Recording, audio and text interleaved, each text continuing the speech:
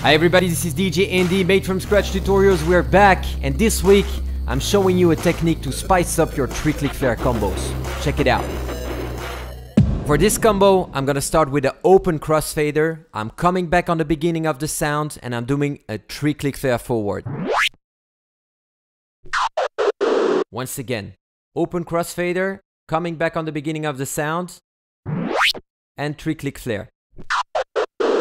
Alright, now to spice it up, I'm gonna switch the position of my hand on the vinyl. Regular and reverse. Once again.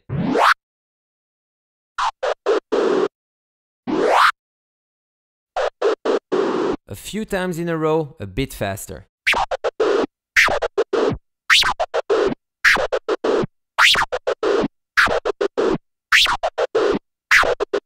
In full speed.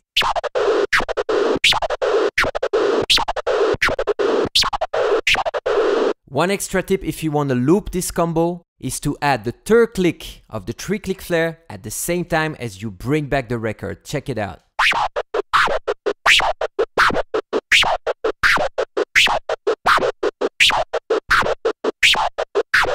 Let's add some speed.